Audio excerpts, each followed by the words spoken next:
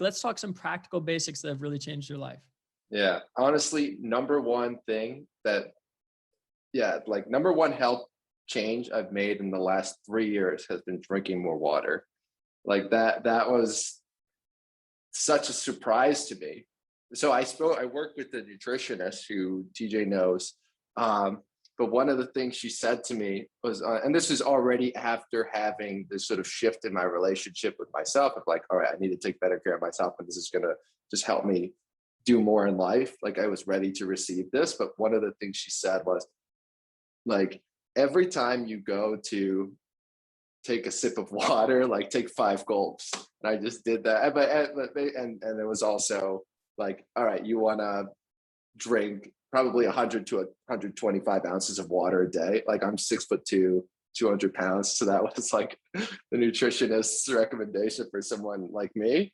But my energy, when I started doing that, my energy levels throughout the day went from like a 5 out of 10 to like an 8. Like it just immediately, like within a week, Just like so quick. Yes. so yeah, and so tangible on a daily basis. But literally, like just drink more water, Drink and more water. the lemon is key too. You know, the Yeah. lemon, it brings a feeling of clarity and purity to your body. So There's so many different elements um, to getting control, I guess, of your health. Um, it's very powerful to think about the importance of water because, I heard this once. You can go as long as several weeks, couple weeks, several weeks without eating. You can only go like 3 days without drinking water. For you, I mean, we're talking survival, right?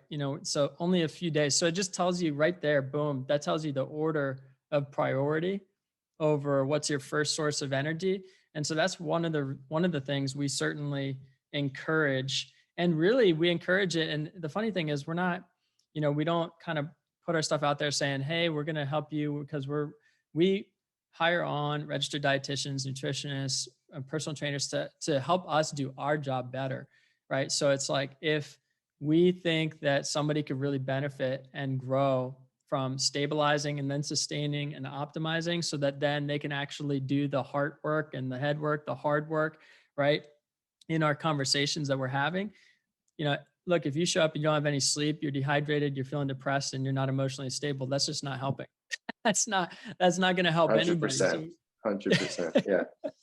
So water really is the absolutely key. Now, if you were to give maybe like a couple more things, and lemon water in the morning, but a couple more things that you think have really helped you as far as it could be a mindset shift, it could be a practical tip. What would be a couple more things somebody could walk away with? I have two things that come to mind. I really want to talk about cooking because that's like that was such Yeah. a huge breakthrough for me. Um, but it's actually not what you think. How it started. It wasn't. I didn't start cooking to improve my diet. I actually started cooking to improve my active rest, which is one of the ways you helped me see it differently. But like I approached it initially from the standpoint of, oh, I want to cook so I can save money, like and budget better.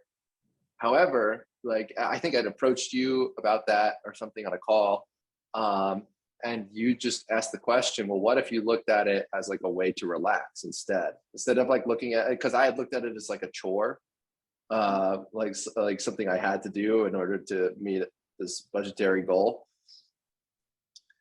Instead, you said, well, instead of asking all of those questions about cooking, why don't you just look at it as like a way to relax? And that made so much sense to me, where it just really clicked with me, because then I thought about it.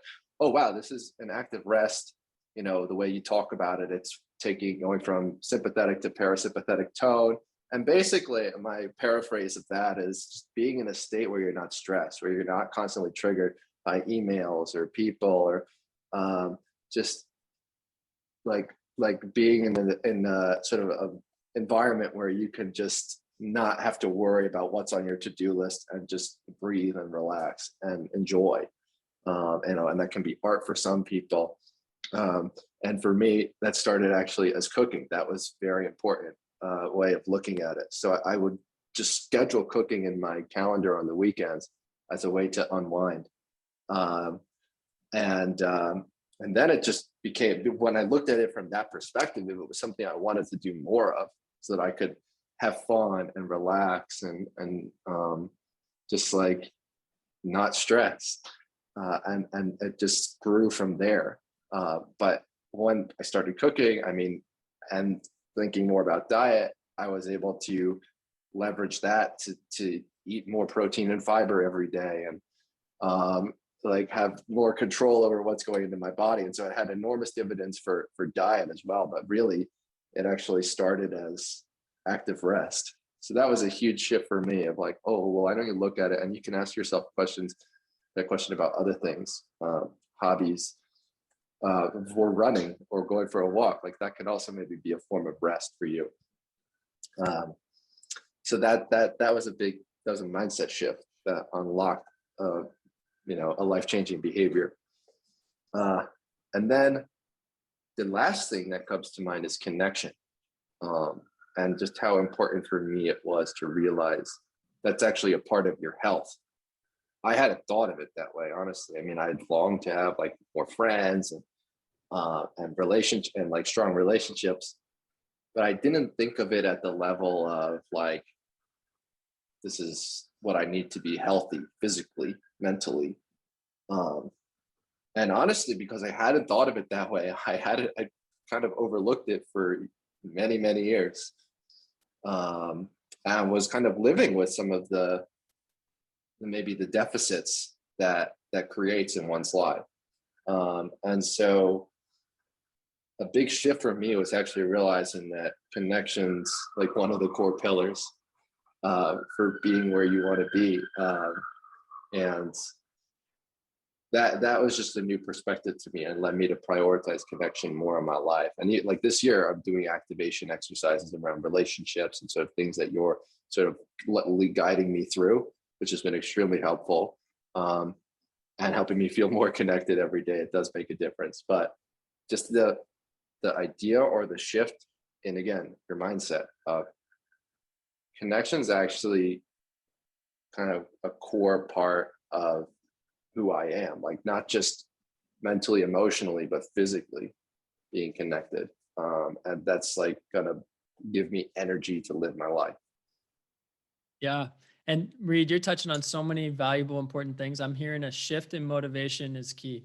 In other words, if, for example, it just hasn't resonated, cooking, maybe as one example, in the ways that you've tried to approach it, there are maybe new opportunities, ways to look at it, things to do, to allow yourself to be motivated personally to engage with something that's going to help you. If you maybe get a new lens, new perspective around the same thing, you put it in a different frame, just like that painting behind you, you put a frame around that, that becomes a different thing, right? So it's this frame that Reed's given you guys that I really feel like is so powerful around how to shift your perspective, your mindset, to thinking about your relationship with diet, your relationship with food, your relationship, or if you've ever even thought about the idea of active rest, which that's its whole own beast of a topic, the idea of active rest, moving from fight or flight state to rest and digest, or sympathetic tone to parasympathetic tone, and what Reed was talking about there, and allowing your body to actually do its job of absorbing what you eat and digesting what you eat because you're in a rested state, and you're not in a state of panic because you're triggered by all the things going on in your life, or the sirens outside, or whatever it might be, your relationships that are maybe tormenting you mentally, right? Because we all have different things that if we're not getting this right, it starts to affect our state and our energy level. It also starts to affect our physical level, right? Hormonally. And so that expresses itself. If that's not addressed, it can express itself in many different ways over years. And I think for a lot of people, if you don't know where to start with what we're talking about here. Start with the basics. Reed's given you his explanations of what really helped him, and the shift in motivation. He's given you some practical tips. But I think really what you can benefit from is actually doing it, right, Reed? That's like the number one Oh thing yeah. is do it. You got to just do it. Drink more water. Yes, just do it. And I love the idea, with Reed, it worked really well, and it works well for other people. The challenge, 7-day challenge, 14-day challenge, 30-day challenge, one of the challenges for yourself that's going to be in the activations in Back to Basics, one of the challenges that you can do is just set up, do something small and do it consistently for a period of time and see how that affects your body. That's simple, right? With Reed, running a mile a day worked for you because it was small, you knew you could do it, and you did it consistently, and you were approaching it. This was the key. You didn't mention this, but I know you had this, and this is why, I think you just, it is the way you are. You approach saying, what can I learn? What can I learn about myself? What can I learn about myself over these next 7 days, 14 days, 30 days?